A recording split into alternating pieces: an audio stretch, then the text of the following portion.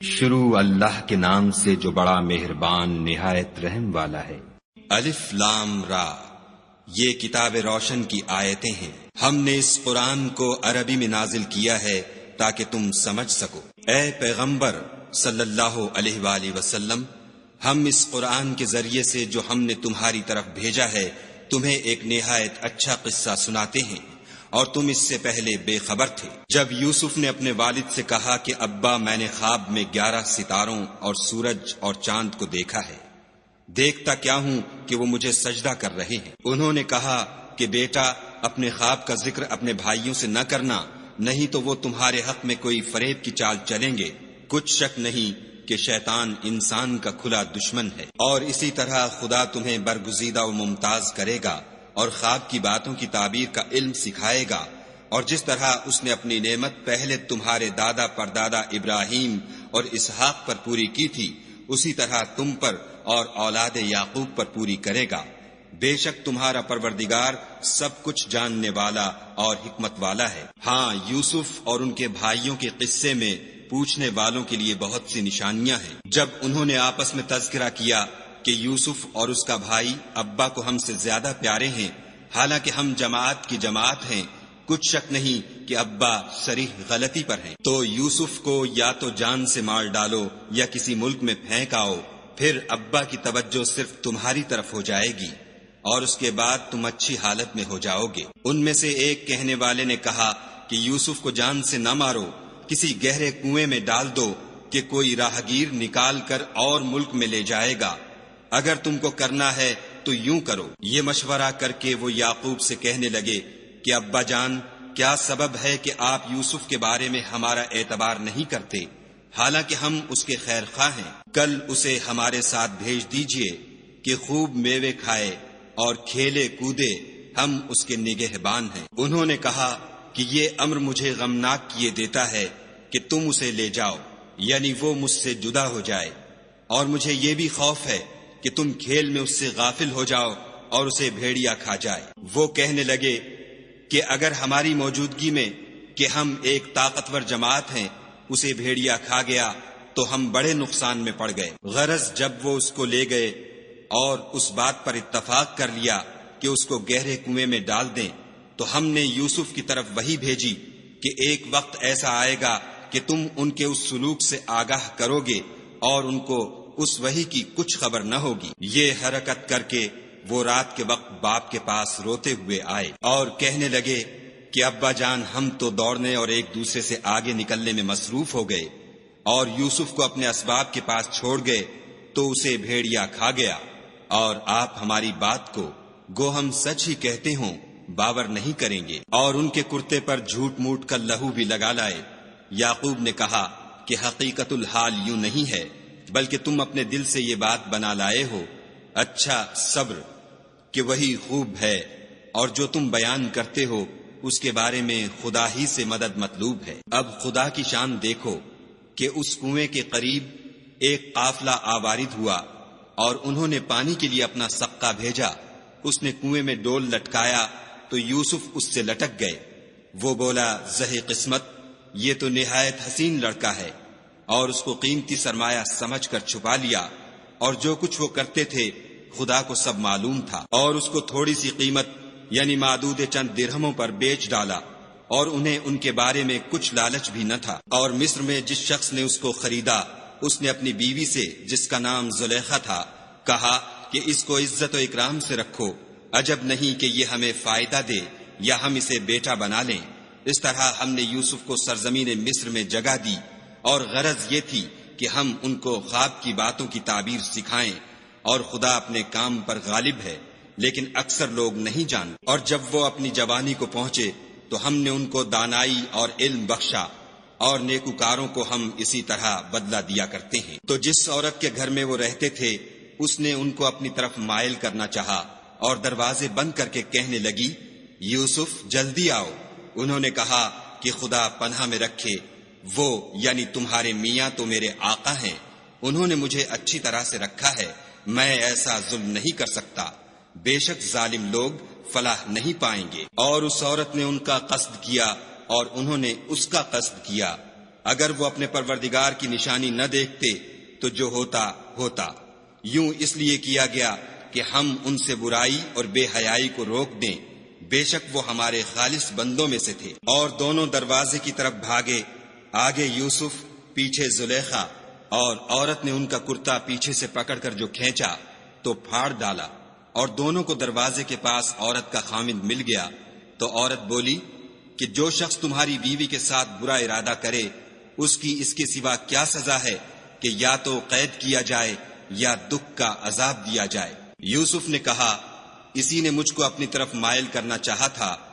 اس کے قبیلے میں سے ایک فیصلہ کرنے والے نے یہ فیصلہ کیا کہ اگر اس کا کرتا آگے سے پھٹا ہو تو یہ سچی اور یوسف جھوٹا ہے، اور اگر کرتا پیچھے سے پھٹا ہو تو یہ جھوٹی اور وہ سچا ہے۔ جب اس کا کرتا دیکھا تو پیچھے سے پھٹا تھا، تب اس نے زلیخا سے کہا کہ یہ تمہارا ہی فریب ہے، اور کچھ شک نہیں کہ تم عورتوں کے فریب بڑے بھاری ہوتے ہیں۔ یوسف، اس بات کا خیال نہ کر، اور زلیخا، تو اپنے گناہ کی بخشش مانگ، بے شک خطا تیری ہی ہے۔ اور شہر میں عورتیں گفتگویں کرنے لگیں کہ عزیز کی بیوی اپنے غلام کو اپنی طرف مائل کرنا چاہتی ہے، اور اس کی محبت اس کے دل میں گھر کر گئی ہے، ہم دیکھتی ہیں کہ وہ صریح گمراہی میں ہے۔ جب زلیخا نے ان عورتوں کی گفتگو جو حقیقت میں دیدار یوسف کے لیے ایک چال تھی سنی تو ان کے پاس دعوت کا پیغام بھیجا، اور ان کے لیے ایک محفل مرتب کی، اور پھل تراشنے کے لیے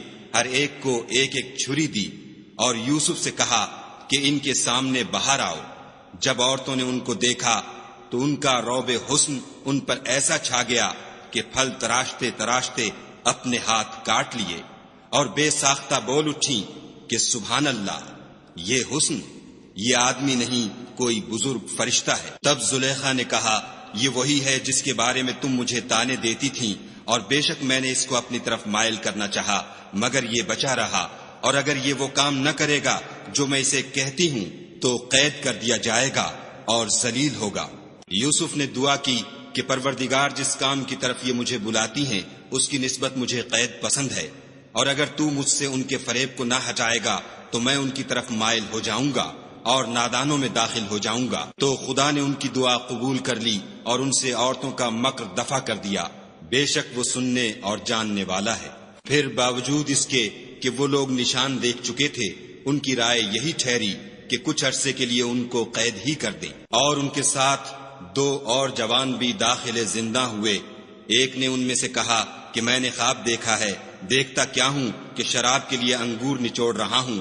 دوسرے نے کہا کہ میں نے بھی خواب دیکھا ہے، میں یہ دیکھتا ہوں کہ اپنے سر پر روٹیاں اٹھائے ہوئے ہوں اور جانور ان میں سے کھا رہے ہیں، تو ہمیں ان کی تعبیر بتا دیجئے کہ ہم تمہیں نیکوکار دیکھتے ہیں۔ یوسف نے کہا کہ جو کھانا تم کو ملنے والا ہے وہ آنے نہیں پائے گا کہ میں اس سے پہلے تم کو اس کی تعبیر بتا دوں گا۔ یہ ان باتوں میں سے ہے جو میرے پروردگار نے مجھے سکھائی ہیں۔ جو لوگ خدا پر ایمان نہیں لاتے اور روز آخرت سے انکار کرتے ہیں، میں ان کا مذہب چھوڑے ہوئے ہوں اور اپنے باپ دادا ابراہیم اور اسحاق اور یعقوب کے مذہب پر چلتا ہوں۔ ہمیں شایع نہیں ہے کہ کسی چیز کو خدا کے ساتھ شریک بنائیں، یہ خدا کا فضل ہے ہم پر بھی اور لوگوں پر بھی، لیکن اکثر لوگ شکر نہیں کرتے۔ میرے جیل خانے کے رفیقوں، بھلا کئی جدا جدا آقا اچھے یا ایک خدا یکتا و غالب؟ جن چیزوں کی تم خدا کے سوا پرستش کرتے ہو وہ صرف نام ہی نام ہیں جو تم نے اور تمہارے باپ دادا نے رکھ لیے ہیں، خدا نے ان کی کوئی سند نازل نہیں کی۔ سن رکھو کہ خدا کے سوا کسی کی حکومت نہیں ہے۔ اس نے ارشاد فرمایا ہے کہ اس کے سوا کسی کی عبادت نہ کرو، یہی سیدھا دین ہے، لیکن اکثر لوگ نہیں جانتے۔ میرے جیل خانے کے رفیقوں، تم میں سے ایک جو پہلا خواب بیان کرنے والا ہے وہ تو اپنے آقا کو شراب پلایا کرے گا، اور جو دوسرا ہے وہ سولی دیا جائے گا اور جانور اس کا سر کھا کھا جائیں گے۔ جو امر تم مجھ سے پوچھتے تھے وہ فیصل ہو چکا ہے۔ اور دونوں شخصوں میں سے جس کی نسبت یوسف نے خیال کیا کہ وہ رہائی پا جائے گا، اس سے کہا کہ اپنے آقا سے میرا ذکر بھی کرنا، لیکن شیطان نے ان کا اپنے آقا سے ذکر کرنا بھلا دیا، اور یوسف کئی برس جیل خانے ہی میں رہے۔ اور بادشاہ نے کہا کہ میں نے خواب دیکھا ہے، دیکھتا کیا ہوں کہ 7 موٹی گائیں ہیں جن کو 7 دبلی گائیں کھا رہی ہیں، اور 7 خوشے سبز ہیں اور 7 خشک۔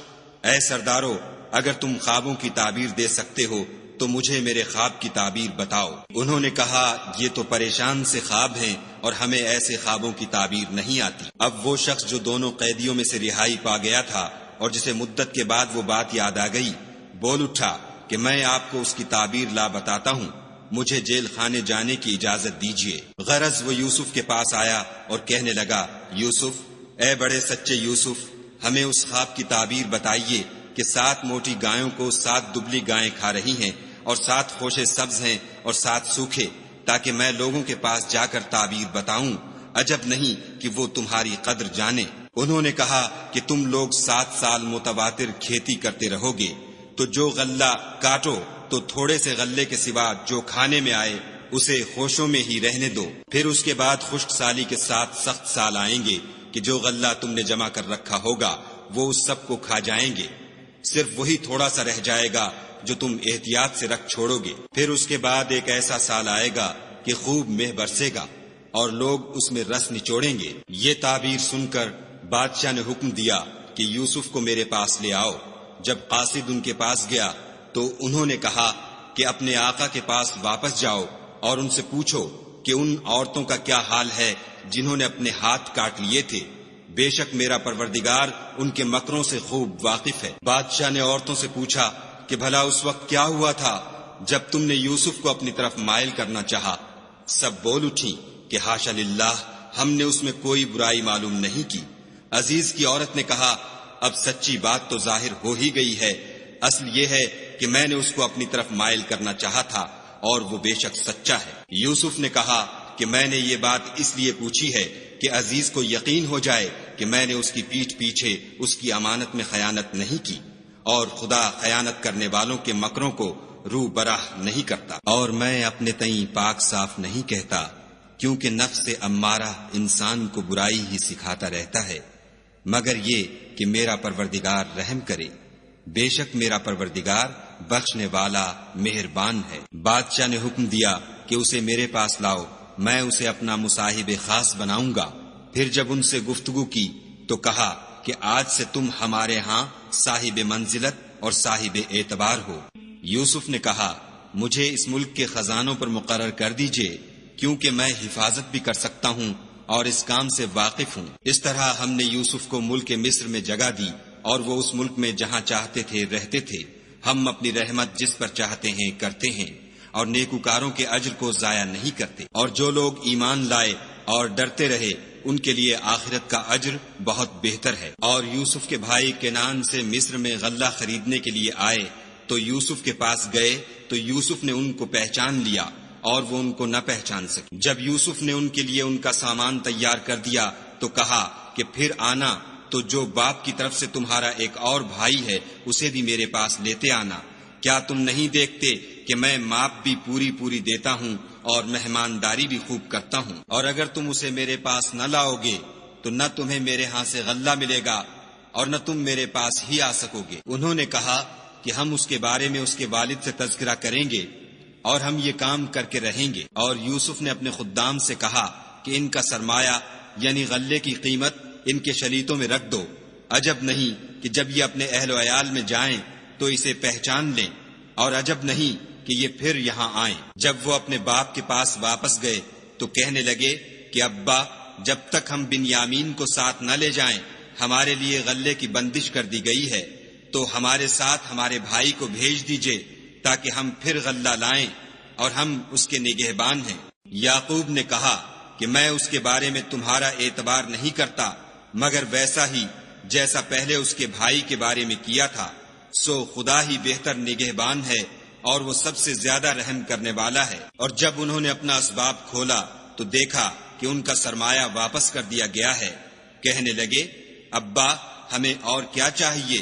دیکھیے یہ ہماری پونجی بھی ہمیں واپس کر دی گئی ہے، اور اب ہم اپنے اہل و عیال کے لیے پھر غلہ لائیں گے اور اپنے بھائی کی نگہبانی کریں گے، اور ایک بار شتر زیادہ لائیں گے کہ یہ غلہ جو ہم لائے ہیں تھوڑا ہے۔ یعقوب نے کہا کہ جب تک تم خدا کا عہد نہ دو کہ اس کو میرے پاس صحیح و سالم لے آؤ گے، میں اسے ہرگز تمہارے ساتھ نہیں بھیجنے کا، مگر یہ کہ تم گھیر لیے جاؤ یعنی بے بس ہو جاؤ تو مجبوری ہے۔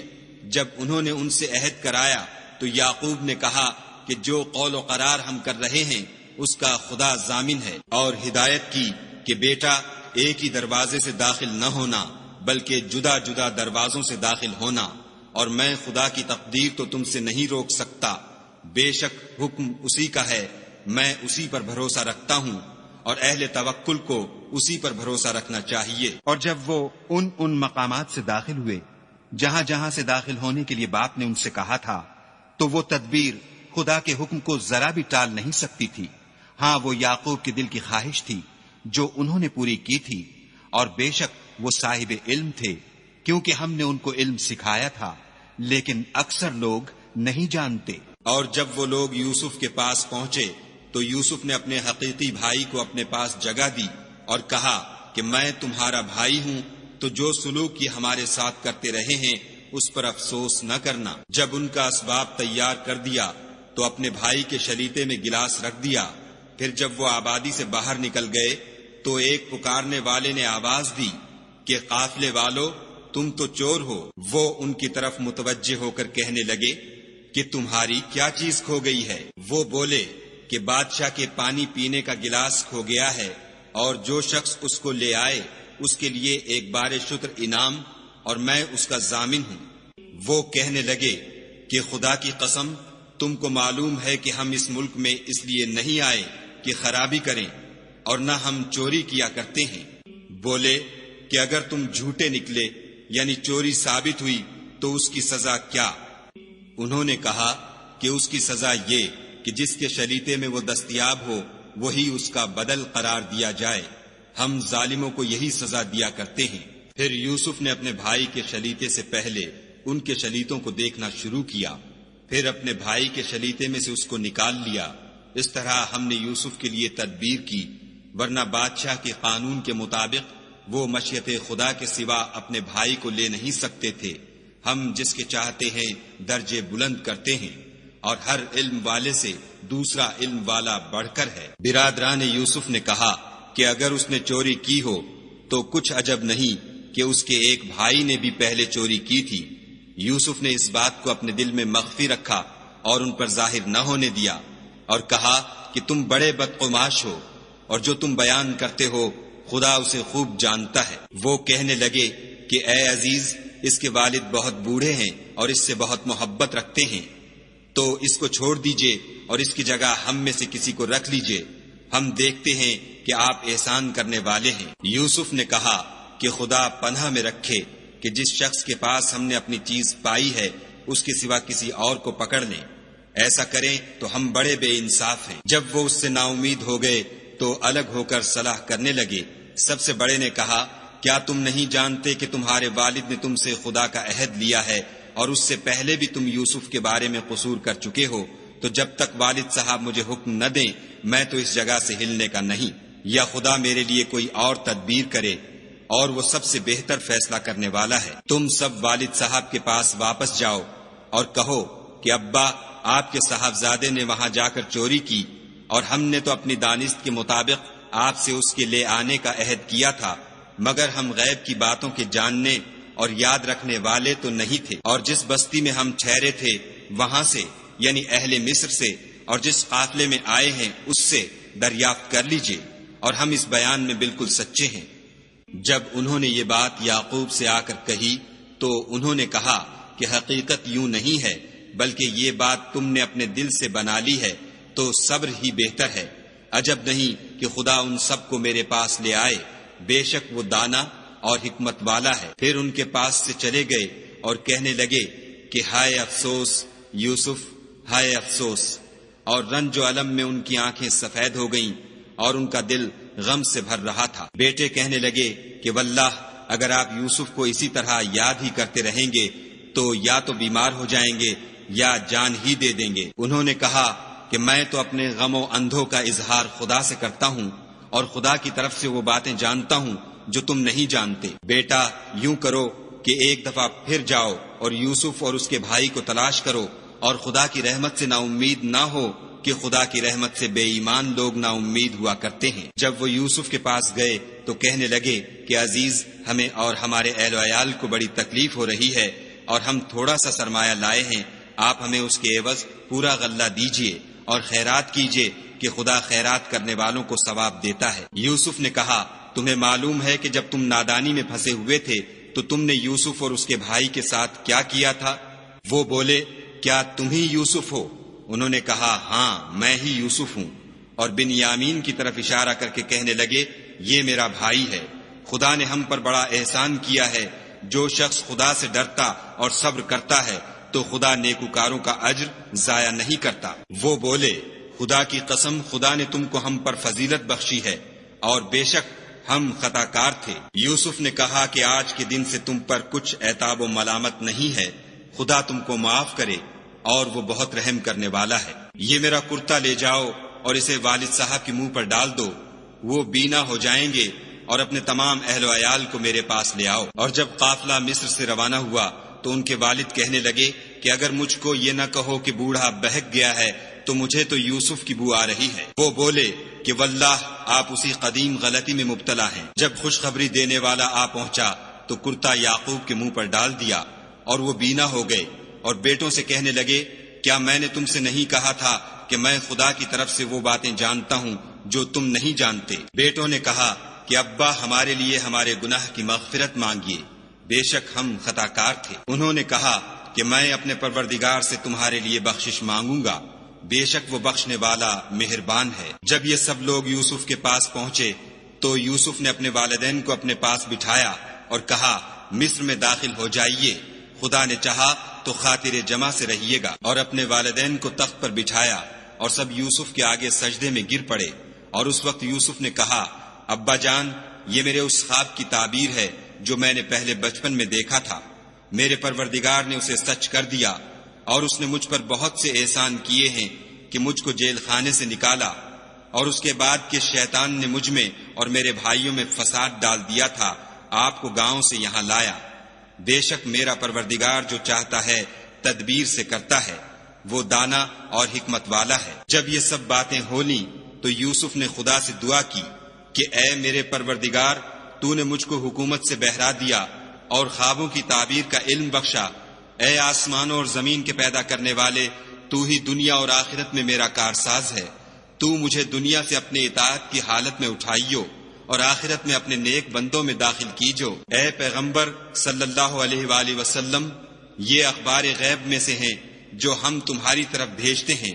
اور جب برادران یوسف نے اپنی بات پر اتفاق کیا تھا اور وہ فریب کر رہے تھے تو تم ان کے پاس تو نہ تھے، اور بہت سے آدمی گو تم کتنی ہی خواہش کرو ایمان لانے والے نہیں ہیں، اور تم ان سے اس خیر خواہی کا کچھ صلہ بھی تو نہیں مانگتے۔